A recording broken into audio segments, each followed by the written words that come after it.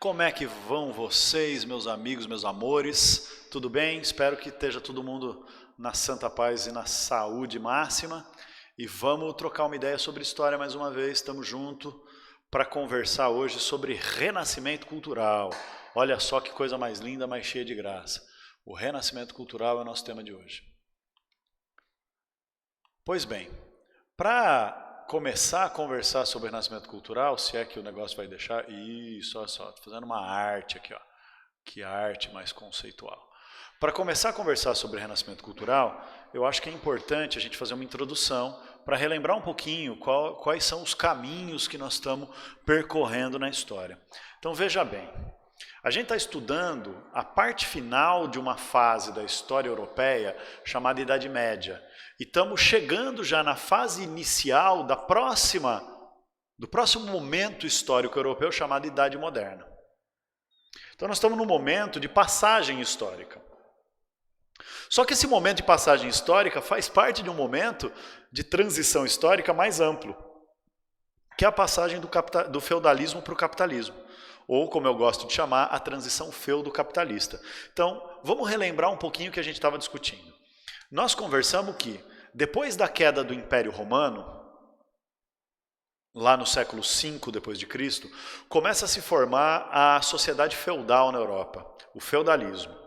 Então, a fase em que há a formação do feudalismo até o auge do feudalismo é chamada de Alta Idade Média. E as características centrais desse período quais são? Exatamente. Uma economia ruralizada, fechada, voltada para a subsistência, uma sociedade ruralizada em que a esmagadora maioria das pessoas, mais de 90% das sociedades europeias, viviam na zona rural, uma política onde o poder era descentralizado, porque cada senhor feudal mandava no seu feudo de modo autônomo, não havia Estado centralizado, um império, um país, como a gente diria hoje em dia. Mesmo tendo reinos, esses reinos, cada um tendo seu rei, o rei não conseguia governar efetivamente, porque cada senhor feudal mandava no seu feudo. A sociedade era estamental, dividida em camadas, com uma cultura, uma mentalidade teocêntrica que dizia que foi Deus que criou o mundo dividido em 3 camadas naturalmente. Uma camada de pessoas predestinadas a serem do clero, a mais alta camada social, aqueles membros da igreja, ou a ordem social dos que oram para defender o mundo dos perigos espirituais. A segunda camada, que também é uma camada dominante junto com o clero, o segundo estado, a segunda ordem, os que lutam, a nobreza, os senhores feudais e os guerreiros do feudo, aliados a esse senhor feudal, que controlam as terras e as pessoas que vivem e trabalham nas terras, e a terceira camada, a camada dos trabalhadores. Pouquíssima gente vivendo nas cidades, pouquíssima gente como trabalhador livre, camponês livre. A esmagadora maioria dessa ordem social dos que trabalham, desse terceiro estado, dos não nobres e dos não clérigos, dos trabalhadores, é formada por servos, os camponeses que trabalham nos feudos e têm que pagar uma série de impostos, obrigações, deveres, trabalho forçado, compulsório, para ter o direito de viver, para ter o direito de trabalhar e para ter o direito de ser protegido pelo exército de cada senhor feudal, no seu feudo. Tá bom, gente? Essa é a Alta Idade Média. Mas o que acontece? Quando a gente chega no século XI, essa sociedade atinge o seu auge.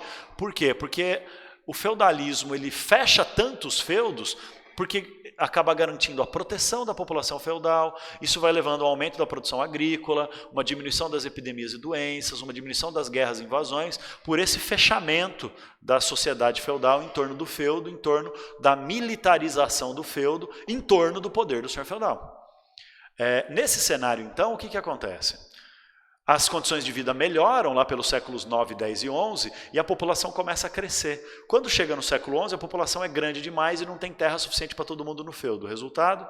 Uma crise de superpopulação, que começa a gerar caos social, disputas, conflitos, guerras, instabilidade, doenças, epidemias, problemas sociais e um enorme medo da sociedade de que Deus estava castigando o povo porque o povo estava pecando. É por isso que a igreja arruma uma solução, que são as cruzadas. A ideia original das cruzadas era, além de fortalecer o poder da igreja e o sentimento religioso da população, a ideia inicial das cruzadas era conquistar terras e dar uma aliviada na superpopulação da Europa feudal. Isso não dá muito certo. O que acaba dando certo é as cruzadas reabrem o comércio no mar Mediterrâneo. Então, a partir do século XII, nós temos um processo de transformação histórica, que é uma transformação na base econômica da sociedade primeiro, né? Que era uma economia rural, fechada, de subsistência. No feudo, com a riqueza agrícola concentrada na mão do senhor feudal, acaba virando uma riqueza urbana, que circula pelo comércio, voltada para a geração do lucro, uma economia monetária na forma do dinheiro, da circulação do dinheiro, do capital, que se concentra nas cidades na mão da burguesia.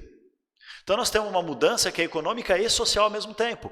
De feudal está virando capitalista, de rural está virando urbano, de nobre está virando burguês.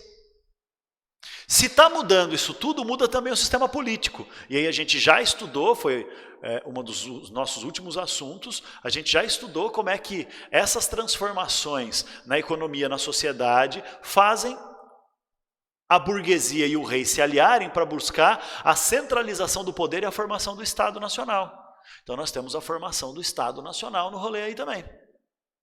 E aí, no meio de tudo isso, o que acaba acontecendo? Mais cedo ou mais tarde, se a economia, a política, a sociedade está tudo mudando, a mentalidade da sociedade também vai mudar. A maneira das pessoas entenderem o mundo também vai mudar. A forma de produção do conhecimento, aquilo que a sociedade considera a verdade do mundo também vai mudar. A cultura no auge do feudalismo era teocêntrica. Então nós vamos ver o quê? Um renascimento cultural, que é o nosso tema todo bonitão. Ou seja, o renascimento cultural representa a transformação histórica da transição entre feudalismo e capitalismo se manifestando no setor da cultura, da mentalidade, no setor do pensamento, no setor da compreensão de mundo das pessoas que viviam nessa época. E claro, como o centro da mudança histórica é a cidade, é na cidade que está desenvolvendo o capitalismo, é na cidade que está desenvolvendo a burguesia, é na cidade que está desenvolvendo uma nova realidade de trocas comerciais, de acumulação de riqueza, de investimento capitalista, é na cidade que as pessoas vão ter uma capacidade maior de questionar o mundo. Tipo assim, opa, isso que a igreja diz não parece verdade, porque isso que a igreja diz que Deus criou o mundo dividido em 3 camadas, não se aplica aqui à cidade, porque aqui a gente não tem senhores de terra, tem nobreza, mas eu não sou servo de ninguém, percebe? Então, os questionamentos que vão levar ao desenvolvimento de uma nova cultura mais antropocêntrica, ou seja, uma mentalidade centralizada na capacidade humana de pensar e entender o mundo, centralizada no homem e no seu poder de criação e transformação da realidade, antropocentrismo, a cidade vai ser o berço disso. E não é à toa que as cidades italianas vão ser o berço entre todas as cidades europeias, onde isso vai acontecer em primeiro lugar. Só que se liga no nome, renascimento cultural. A palavra renascimento denota o quê? A palavra renascimento denota algo que já existiu e morreu, e agora está voltando a existir, renascendo. Então, por que vem esse nome? Esse nome, pela primeira vez na história, não é dado pelos historiadores que estudaram o período. Aliás, nós historiadores que estudamos o período, nós nem concordamos que é um renascimento de verdade o que está acontecendo aqui. A gente acha que é outra coisa. Quem deu esse nome renascimento cultural foram os artistas, os escritores, os pensadores, os cientistas, os inventores, os filósofos, os artistas, os escultores, os arquitetos, enfim, as pessoas que viviam nas cidades, que estavam vendo um novo mundo nascer, que estavam mudando a sua mentalidade, não estavam mais acreditando na mesma coisa que os camponeses acreditavam antes, e eles vão dizer, sabe o que nós estamos criando? Nós estamos criando um renascimento da cultura. Ora, renascimento, então, na opinião deles, eles estão renascendo uma coisa que já existiu e não existe mais. O que eles achavam que estavam renascendo? Para eles se autodenominarem como renascentistas.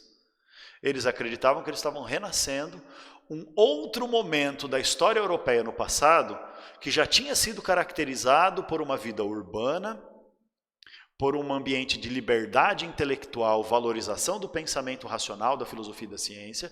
Uma outra fase da história europeia em que o antropocentrismo predominou sobre a religião, em que a capacidade humana de pensar e o homem como autor da sua história, o ser humano como criador e transformador da realidade, era uma característica cultural predominante. Que época isso era assim? Na história da Europa que a gente já estudou. Exatamente, na era clássica da antiguidade, ou seja, Grécia Antiga, Roma Antiga. Por isso, os renascentistas acreditavam que eles estavam renascendo a cultura clássica e os valores clássicos de valorização do homem, de valorização do pensamento, da filosofia e da razão, valorização da liberdade humana frente aos deuses, ao destino e à religião. Eles acreditavam, então, que essa ética humanista, né, de colocar o homem como criador e o transformador da realidade, eles estavam copiando e renascendo o que os gregos e os romanos tinham feito. Vamos lá, gente. Besteira, né?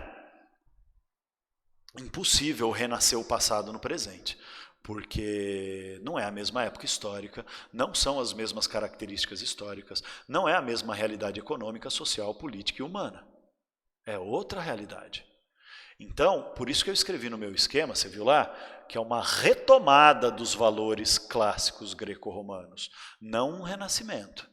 Retomada quer dizer o quê? Eles estão se inspirando naquilo que eles leram, estudaram e conheciam do passado greco-romano. Eles estão recriando um ambiente semelhante, mas com diferentes características, dentro de uma diferente realidade, com diferentes valores. Não é uma cópia. É uma inspiração, uma tradução, uma atualização e uma renovação. Tornar novo de novo, tá bom? Então, veja bem, por que não é uma cópia? Porque, mano, lá na Grécia e na Roma Antiga não existia capitalismo ainda. Na passagem da Baixa Idade Média para a Idade Moderna, o que está nascendo e impulsionando essa nova onda de vida urbana e questionamento cultural é o capitalismo. Porque nas cidades capitalistas as pessoas, assim como na Grécia Antiga, vão valorizar o indivíduo, vão valorizar a capacidade do indivíduo de intervir na realidade, vão valorizar a competitividade e a concorrência, vão valorizar a busca do conhecimento e não a crença religiosa. Mas não é a mesma coisa por quê? Porque por mais que na Grécia Antiga e na Roma Antiga existisse comércio, existisse lucro, não era um sistema capitalista. Porque para ser sistema capitalista, a sociedade e a economia têm que girar em torno da busca, da acumulação e da multiplicação do capital. O homem grego e o homem romano não ficava rico para investir e ter a busca da riqueza como centro da vida. A riqueza era só um meio para chegar num fim. Qual era o fim? O conforto e o prazer material era o fim. O tempo livre para comprar escravos com dinheiro e ter o tempo livre para se dedicar à filosofia, à guerra, à arte, à beleza, enfim. O objetivo do homem romano e do homem grego não era ser rico para investir e ser mais rico. O objetivo de ser rico era chegar em outro lugar. Era ser cidadão, era ser guerreiro, era ser filósofo, era dispor do tempo livre para se dedicar às atividades verdadeiramente cidadãs e verdadeiramente do homem livre. Entendeu? Então o objetivo do sistema não era o capital que se reproduz. O objetivo do sistema era garantir o ócio, garantir a plena realização da liberdade humana do cidadão e do guerreiro e do artista e do filósofo. Então é outra época, impulsionada por outros interesses, que desenvolve uma outra mentalidade, que, tá bom, o renascimento cultural se inspira na Grécia Antiga, mas não é repetição da Grécia Antiga. Tudo bem? Se liga.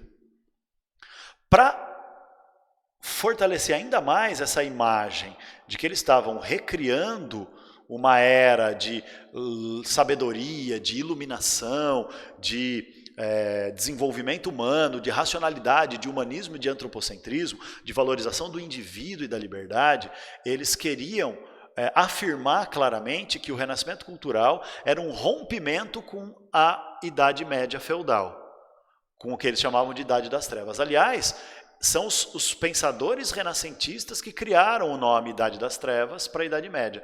E que criaram o nome Idade Média para a Idade Média. Você já parou para pensar? Média é o que está no meio. Quem viveu na Idade Média não estava no meio, estava vivendo o presente. Quem estava considerando que a Idade Média estava no meio é quem viveu no final dela e depois dela. Então são os renascentistas que estão querendo marcar que eles estão encerrando, se opondo e encerrando a Idade Média. Para eles, houve uma idade de desenvolvimento e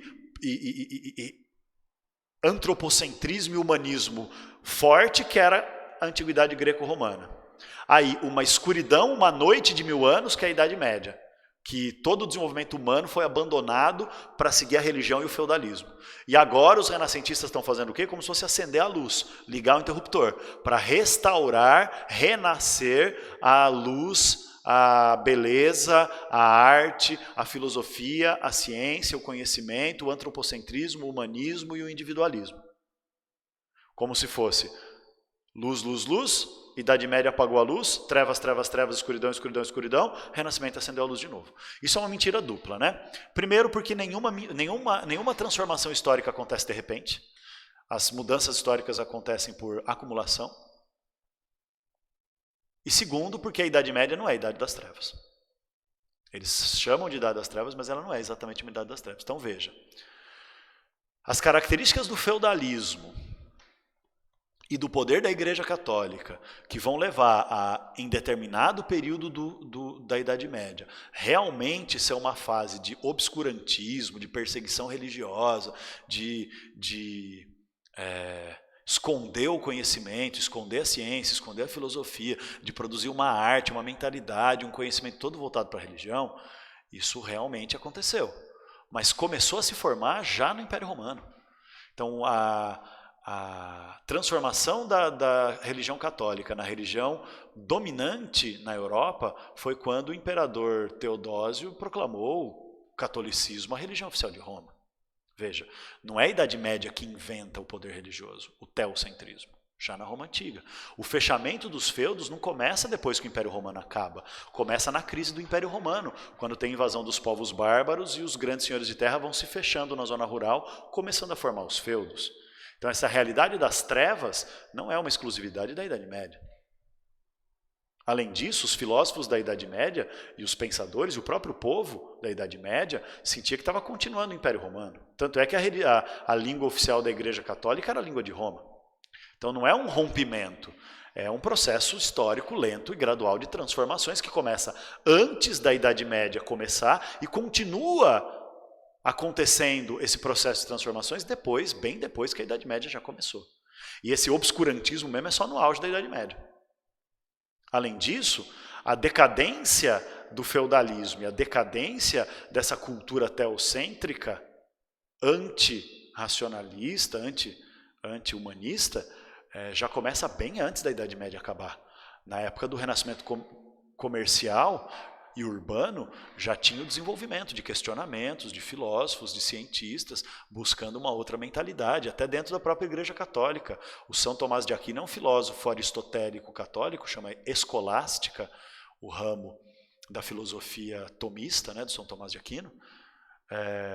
Então ele era um filósofo católico aristotélico que desafiou a própria igreja para defender a ideia de que a única maneira que nós temos de entender Deus é através da capacidade humana racional de pensar, que Deus só existe se a gente consegue entendê-lo racionalmente. Então veja, não é bem assim que era trevas e de repente veio a luz, e não é assim que era luz e de repente veio as trevas, né? É um processo e é uma mistura. Então não tem essa de Idade das Trevas, mas por que os renascentistas falavam isso, Idade das Trevas? Porque eles queriam afirmar uma coisa, né? O que eles queriam afirmar?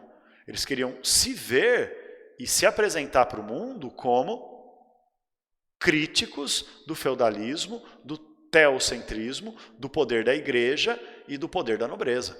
Então eles têm que se afirmar como uma oposição à Idade das Trevas. Porque eles estão dentro de um processo mais amplo de transformações, que eu estou chamando aqui de prenúncio do mundo moderno. O que é um prenúncio? É o anúncio de algo que está se formando. Então a gente já tem a formação do capitalismo acontecendo, o clero e a nobreza já estão perdendo força, Né? A nobreza está perdendo o controle sobre a população que está indo para as cidades, está perdendo a riqueza que está indo para a burguesia. Nós temos um fortalecimento da burguesia, um fortalecimento do poder do rei, a formação do Estado Nacional. Já começa a ter gente, cada vez mais gente, filósofos, cientistas, e até dentro da própria igreja, gente criticando os dogmas, que são as verdades, as doutrinas, que são as regras do catolicismo.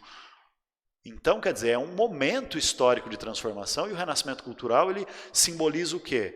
Que se tudo está mudando, a mentalidade da sociedade também vai mudar. E vai mudar primeiro onde? Vai mudar primeiro onde as pessoas já têm um estilo de vida diferente do feudalismo. E esse lugar é as cidades onde o capitalismo está nascendo.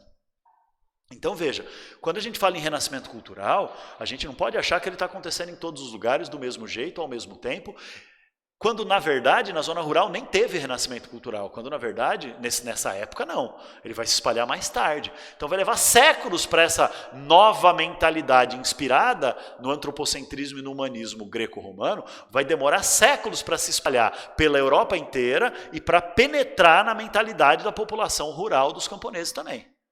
Só lá pelo século XVIII, XIX, é que a gente diz que essa mentalidade penetrou, mas aí já com outro nome, com o nome de iluminismo, que é um desdobramento desse pensamento do renascimento cultural. Tá bom? Beleza. Vamos ver agora, então, quais são as principais características do renascimento cultural.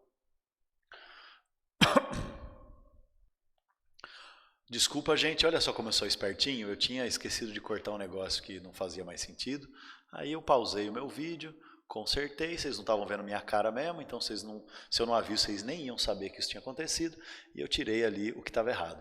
Mas vamos lá então, quais são as principais características do renascimento cultural? A primeira dessas, as duas principais características, na verdade, são o humanismo e o antropocentrismo. Essas são as bases filosóficas mesmo do negócio. O antropocentrismo significa colocar o homem no centro da história e não a religião e não Deus. Então, antropos é o homem, centrismo no centro, claro. Então, o antropocentrismo significa... os renascentistas costumavam usar uma frase que eu gosto muito. Eles diziam assim, o homem é a medida de todas as coisas. Tá ligado aquele desenho do homem vitruviano, do Leonardo da Vinci, que é o homem com o braço aberto, assim, criando os ângulos e as formas geométricas? Então, aquilo representa a ideia do homem como medida de todas as coisas. Não quer dizer que o homem é a unidade de medida básica. Então, quanto mede esse tecido? Mede um homem. Não é isso. O homem como medida de todas as coisas quer dizer que as coisas no universo ganham significado a partir do valor que o ser humano dá para elas. Então, uma árvore é uma árvore, ela existe independentemente do ser humano, mas ela é uma árvore porque o ser humano nomeou-a de árvore, porque o ser humano criou o conceito de que uma árvore é um elemento da natureza que tem certas características. Então, a medida do que é uma árvore não é a árvore em si, é o que o ser humano diz que é uma árvore. O homem é a medida de todas as coisas, isso é o antropocentrismo, porque a compreensão da realidade, a significação da realidade, a compreensão e a ação, a transformação dessa realidade dependem do ser humano, da ação humana e da capacidade humana de pensar. Percebe? Por isso que o antropocentrismo vem junto com o quê? Vem junto com o humanismo. O que quer dizer o humanismo? O humanismo é a base filosófica, então o humanismo quer dizer duas coisas. O humanismo quer dizer a valorização do ser humano como sujeito histórico, como autor da sua vida e como autor da história da sociedade, e significa o conjunto dos conhecimentos que o ser humano desenvolve para compreender e explicar a realidade. Então é o humanismo que as pessoas vão começar a aprender nas universidades, por exemplo. Né? Nas universidades que estavam durante toda a Idade Média se desenvolvendo nas cidades europeias, as universidades vão deixar de ensinar aquilo que elas tinham nascido para ensinar, que são os conhecimentos da igreja e o que a igreja considerava de importante para alguém ser intelectual na sociedade, e as universidades passam a ensinar o conhecimento humanista, ou seja, o conhecimento produzido pelo ser humano, com a capacidade humana de pensar, que coloca a capacidade humana no centro da história como sujeito do seu próprio funcionamento. Então, o humanismo é esse conjunto de conhecimentos e essa atitude. de buscar no pensamento racional a compreensão da realidade, na ação humana a transformação dessa mesma realidade. Então, humanismo e antropocentrismo são as características centrais do renascimento cultural. Depois deles, nós vamos ter algumas características complementares, que são essas aqui. Mas antes de falar delas, é importante destacar isso aqui, ó. Obviamente que os renascentistas estão se opondo ao teocentrismo, então estão se opondo à concepção religiosa do mundo. Mas isso não quer dizer que eles deixaram de acreditar na religião. Alguns até sim, né? Tem alguns casos famosos de filósofos renascentistas que vão ter coragem de se assumir abertamente ateus. Mas isso não vai ser muito comum.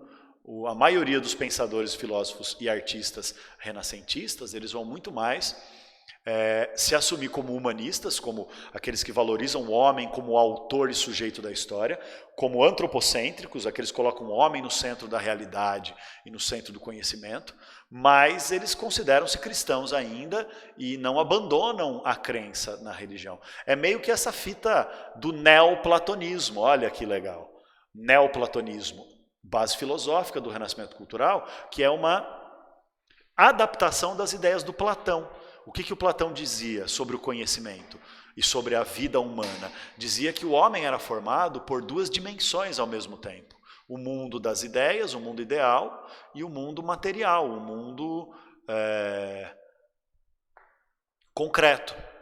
Então, que para o Platão a gente tinha que buscar a pureza do mundo ideal, que era aquilo que era perfeito e imutável dentro de nós, que é o conhecimento. Alguns chamam de alma.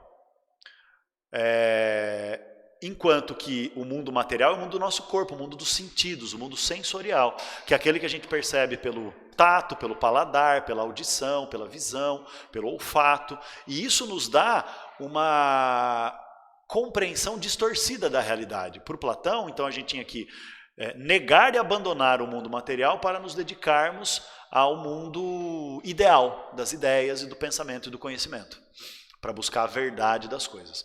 Os renascentistas pegam essa ideia do Platão de que é uma separação, mas eles vão interpretar de outra forma. Eles vão dizer assim, olha, o rolê então é o seguinte, o mundo ideal, perfeito e imutável é a alma. Então, as questões religiosas da igreja, etc., tem que cuidar da questão da alma. Agora, a vida humana concreta na sociedade é o espaço da convivência humana. E isso não é religioso, isso não é da perfeição, isso é do humano. Então, o ser humano é que tem que buscar a compreensão do mundo humano. A religião busca a compreensão da alma e a filosofia, a ciência e a humanidade, o antropocentrismo e o humanismo, buscam a compreensão do mundo humano, como se houvesse uma cisão, percebe? Então é isso. Eles não abandonam a religiosidade, apesar de não achar que a religião vai explicar o mundo. Eles valorizam o otimismo, que é essa ideia de que a história caminha para o progresso e de que, portanto, o que está atrás deles é um passado que tem que ser abandonado para construir um futuro brilhante pela frente. Eles são individualistas, porque, claro, né, eles estão vivendo nas cidades e eles estão valorizando a capacidade do indivíduo de pensar, a capacidade do indivíduo de realizar grandes feitos, a capacidade do indivíduo de fazer negócios e enriquecer, que é o que está acontecendo no capitalismo da cidade, a capacidade do indivíduo de pintar uma obra de arte. Eles estão vendo no indivíduo a realização do ser humano e da perfeição humana, então eles vão pintar as pessoas do jeito mais realista possível para tentar dar esse traço humanista individualizado para cada obra. Eles vão ser defensores do hedonismo, ou seja, eles vão criticar pesadamente a ideia da Igreja Católica de que a vida no mundo tem que ser uma vida de sofrimento para que o prazer venha na eternidade depois da morte com a salvação da alma. Eles vão dizer não, se a nobreza e o alto clero e os reis já têm acesso a esse mundo do prazer imediato, na verdade, quem está certo é a burguesia. Nós temos que buscar a riqueza para ter condições de ter acesso ao prazer. Prazer é a busca, hedonismo é a busca desse prazer na vida material, na vida concreta, na vida real e na vida imediata. Então, a valorização do presente, do momento e da busca do prazer. Então, eles vão considerar que o homem não tem que se conformar com uma vida bosta, porque a religião disse que o que importa é depois da morte. Nós temos que construir a vida humana, inclusive o prazer humano, já no presente. Então, veja bem, tudo isso é maravilhoso, porque é um enorme rompimento com aquela postura coletivista de todo mundo obedecer à nobreza, obedecer à igreja, porque afinal de contas nós somos servos, que temos que estar unidos, obedecendo quem ora e quem luta para que a sociedade possa continuar existindo, porque essa é a vontade de Deus, isso vai valorizar a capacidade humana de pensar e vai gerar uma libertação.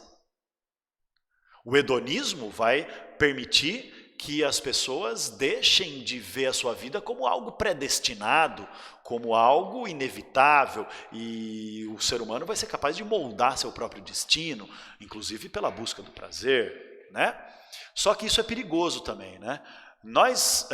O Renascimento, ele é da hora porque ele é um rompimento com o que tinha antes e uma proposta de um novo mundo que olha para o indivíduo, coisa que não acontecia antes na era feudal. Só que hoje, no capitalismo exacerbado que nós temos hoje em dia, a gente só olha para o indivíduo, né? É como se não existisse coletividade. Então a gente vai perdendo cada vez mais a capacidade de solidariedade, a gente vai perdendo cada vez mais a capacidade de cooperação e colaboração, a gente vai perdendo cada vez mais a capacidade de se indignar pelos problemas dos outros, a gente vai se fechando numa bolha de egoísmo e egocentrismo, vai se fechando cada vez mais numa bolha de individualismo exacerbado, e aí a gente não se organiza para lutar coletivamente, a gente busca na meritocracia e na ascensão pessoal uma melhora nas nossas condições de vida, mas a gente não está preocupado com as condições gerais da sociedade. O que está rolando nessa pandemia de coronavírus é uma prova muito grande disso, né? As pessoas se preocupando muito pouco com o impacto que as suas ações e interesses individuais têm sobre não só a saúde, mas a própria noção coletiva de sobrevivência da espécie. Enfim.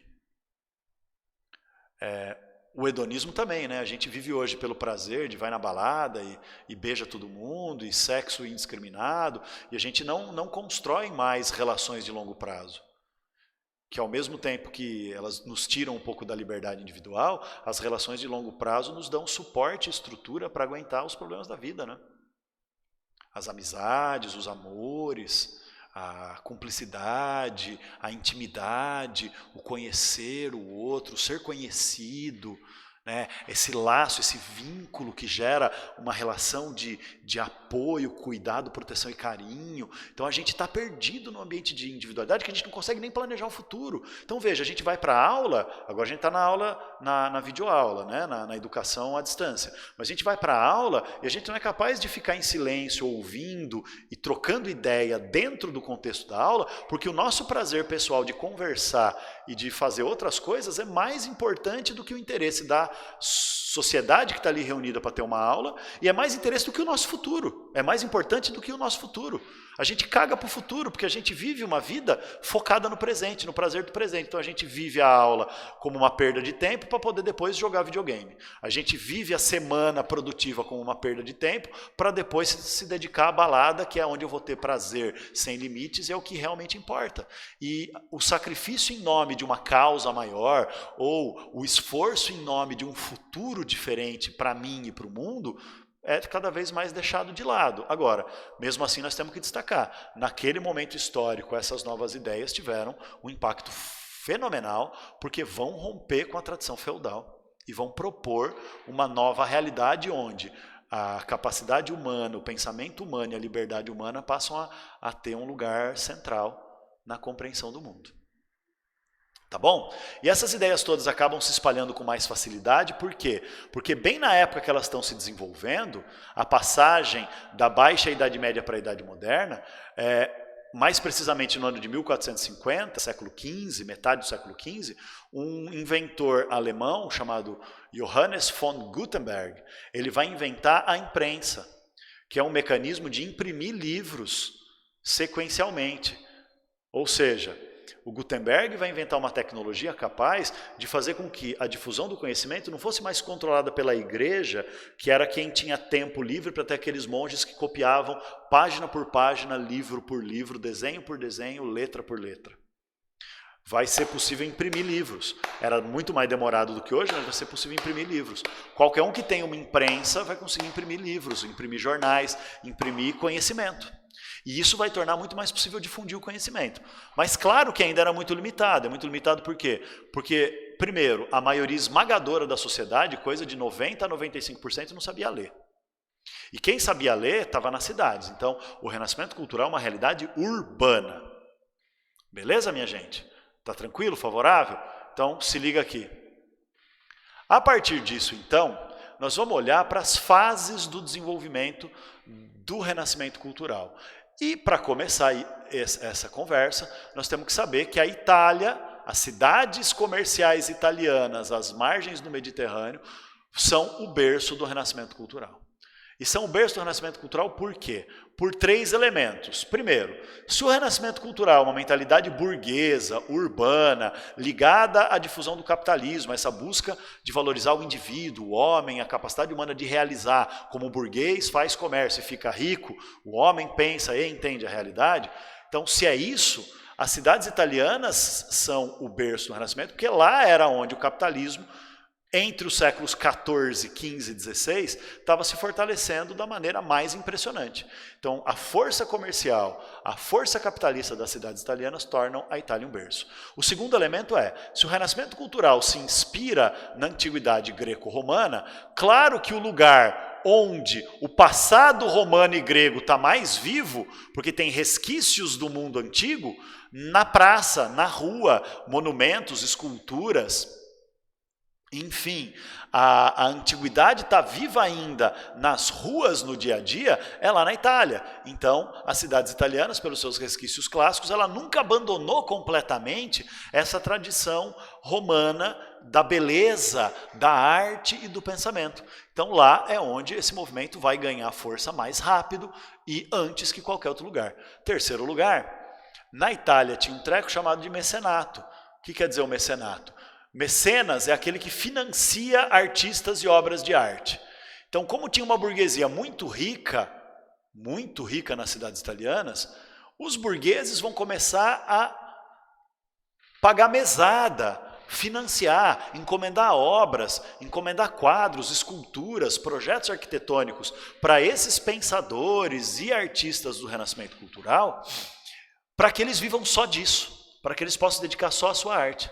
Então esses caras recebem ali uma grana alta pelas suas obras. Então, sei lá, ele pintou um retrato do empresário fulano de tal, que é rico pra caralho. Entregou o retrato. Aí ele ganhou, sei lá, 100 mil reais por esse retrato. Então ele vai conseguir manter um ateliê, uma oficina de pesquisa, porque não é só chegar lá e pintar, tem todo um desenvolvimento do conhecimento da matemática, da geometria, do corpo humano, da fisiologia humana, todo um conhecimento da química para fazer as tintas adequadas, todo um conhecimento de perspectiva, de matemática para conseguir preparar o quadro, porque eles não saem pintando o quadro em cima da tela em branco. Eles primeiro quadriculam o quadro, aí eles vão fazendo os desenhos de perspectiva com carvão ou lápis. Aí vão fazendo os esboços, o esboço do esboço. Aí eles passam a primeira camada de tinta, que eles vão dando forma para a obra. Aí tem uma segunda, às vezes uma terceira, às vezes uma quarta camada de tinta, até que a obra fique pronta daquele jeito que você vê na galeria de arte. Então é todo um processo de... Tem que manjar de química, tem que manjar de física, tem que manjar de geometria, tem que manjar de matemática, tem que manjar de proporção, tem que manjar de fisiologia, tem que manjar de anatomia. E esses caras têm que estudar isso tudo. Eles têm que ser cientistas, filósofos e artistas tudo ao mesmo tempo. Então o que eles vão fazer? Eles têm que montar ateliês, têm que montar oficinas, têm que montar laboratórios do desenvolvimento artístico e científico do conhecimento. Então tem que ter grana para se dedicar exclusivamente a isso. E porque tinha os mecenas, os caras que financiavam as obras de arte, o mecenato, é que era possível esses artistas terem recursos, tempo e condições de fazer a sua pesquisa e desenvolver a sua arte. E aí o mais louco é que é o seguinte, no começo era a burguesia que fazia isso. Por quê? Porque a arte, tradicionalmente, medieval, ela era mais tosca, porque ela não estava preocupada com a beleza, ela estava preocupada com a mensagem que tinha que ser de valorização do rei, da nobreza ou da igreja. Ou cenas religiosas. Agora, a burguesia está se pintando, através dos artistas renascentistas, em obras de arte maravilhosas, impressionantes, humanistas, que retratam com perfeição a realidade. E está todo mundo de cara com isso. Então, o que é a nobreza, o clero A nobreza, a igreja e os próprios reis vão começar a fazer também. Vão começar a financiar esses artistas. Vão começar a pagar para esses caras pintar quadros também para a igreja. Então, por exemplo, o Michelangelo vai fazer o projeto da Basílica de São Pedro em Roma. Ele vai pintar o teto da Capela Sistina como uma das obras de arte mais geniais do Renascimento Cultural. Todos os artistas renascentistas vão ter quadros encomendados pela igreja em que eles mostram cenas religiosas, só que com um olhar que valoriza o humano e não o religioso, manja? Um olhar antropocêntrico e humanista sobre a religião. Mas a igreja vai ter que entrar na onda. Então é dinheiro, mecenato, é dinheiro que entra nessas oficinas artístico-artesanais, científicas dos renascentistas para poder eles se dedicarem exclusivamente ao desenvolvimento da sua arte. Então não é só a arte em si, né? Não é só desenvolver a arte, é desenvolver todo o ambiente cultural, mental, científico, artístico, religioso, filosófico, mental mesmo, né? De valorização do conhecimento. Veja, pega um cara que nem o Michelangelo. O Michelangelo ele não era só pintor, ele era pintor, escultor, arquiteto, matemático, físico. O Leonardo da Vinci. O Leonardo da Vinci, além disso tudo, ele era também inventor. O Leonardo da Vinci chegou a inventar um helicóptero. Claro que o helicóptero dele não voou, porque não tinha ainda um motor forte o suficiente para fazer a hélice girar tão rápido a ponto do negócio sair do chão, ficar voando e não desabar. Mas recentemente, no século XX, pegaram o projeto de helicóptero do Leonardo e colocaram um motor mecânico nele. O negócio voou, porque era basicamente a mesma ideia do helicóptero moderno. Então veja, os caras realmente estavam à frente do seu tempo em termos humanistas, racionalistas, antropocêntricos do conhecimento, do pensamento e da expressão do conhecimento do pensamento, que é a arte, a literatura, a pintura, a escultura, a arquitetura e tudo mais. Beleza? Beleza. Então, quais são as fases do Renascimento que começa na Itália? Nós vamos destacar aqui que o Renascimento cultural italiano vai ter 3 fases. O Trecento, o Quattrocento e o Cinquecento. Trecento são os anos 1300, portanto, século XIV. O Quattrocento são os anos 1400, portanto, século XV. E o Cinquecento são os anos 1500, portanto, século XVI. O século XVI era o século que já estava rolando as grandes navegações, hein? Portugal, Espanha, já estavam fazendo as grandes navegações fazia um tempinho. O século XVI é o século que vai começar a colonização da América, aqui no Brasil, a partir de 1500, com a chegada de Cabral. Então, o que acontece? O Trecento é uma fase de transição, em que o renascimento cultural italiano ainda está nascendo, ainda está começando a se formar, ainda está misturado com a influência da Idade Média. Eu vou, na próxima videoaula, eu vou apresentar uma análise de algumas obras de arte do Renascimento Cultural para vocês verem o Renascimento, as fases do Renascimento e as características dessas fases. Então, o Trecento é o início, a transição. Já é Renascimento Cultural, mas ainda está muito misturado com feudal, com medieval, com teocêntrico. O Quattrocento é o auge do Renascimento Cultural na Itália, quando as cidades italianas estão no auge da sua riqueza, o mecenato está bombando.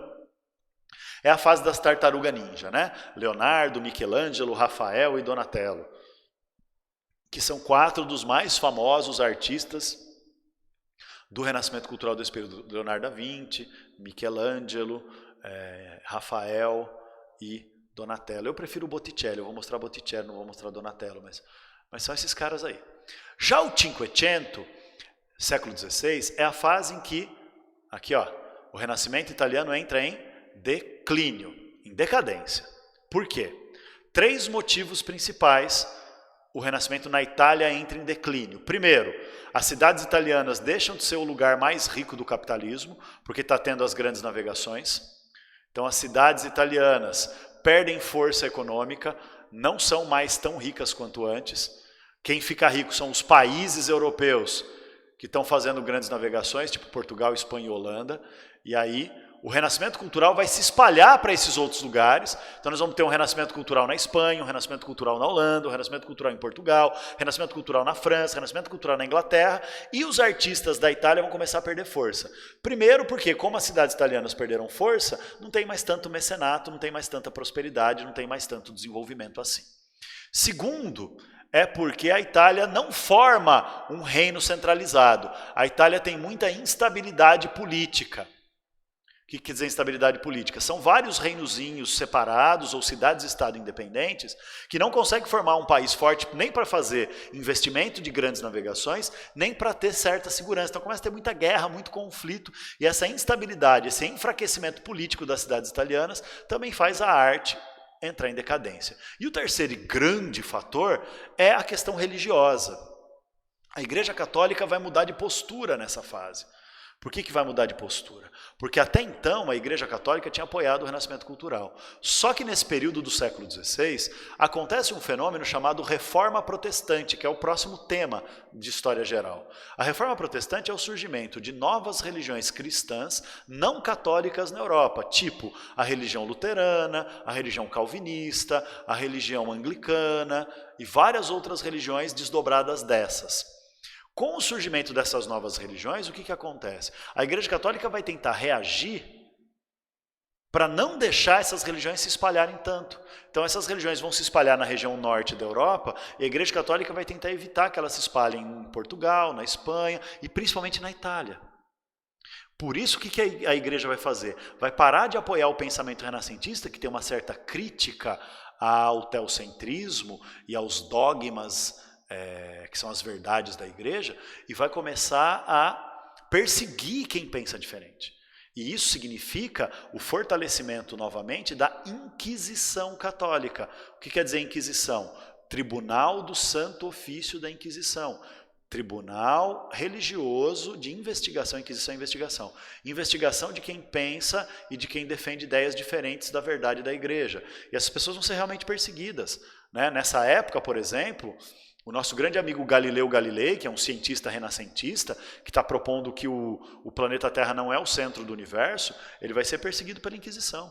Então esse medo e essa perseguição também vai fazer a beleza, o dinamismo e a prosperidade da arte italiana perderem força, e aí o Renascimento vai se espalhar para outros lugares, Então o Renascimento se expande para o resto da Europa. A gente vai ter, portanto, por exemplo, na Inglaterra, um escritor como William Shakespeare, poeta e dramaturgo, escritor de peças de teatro, que é um artista do Renascimento cultural. Nós vamos ter o Thomas Moros também na Inglaterra, que é um filósofo do Renascimento cultural, vai escrever um livro muito louco chamado Utopia, que ele vai falar de uma ilha imaginária que teria um governo perfeito, baseado na igualdade entre os homens, então não teria mais superioridade de nobreza nem nada disso.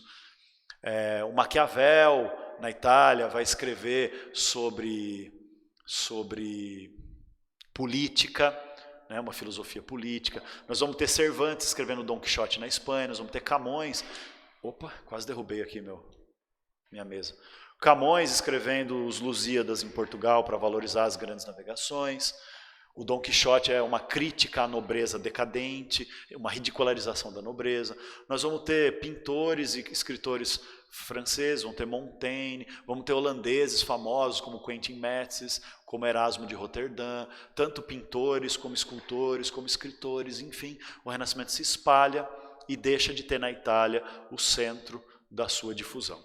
Tá bom, minha gente? Com isso eu vou encerrar essa primeira parte do Renascimento Cultural, que é a parte teórica e histórica, e a próxima parte, no próximo videoaula, nós vamos dar uma olhadinha em algumas obras do Renascimento italiano, para a gente dar uma olhadinha, entender as características do Renascimento, a novidade do pensamento renascentista e também as fases deste movimento. Tá bom, gente? Muito obrigado e até a próxima videoaula.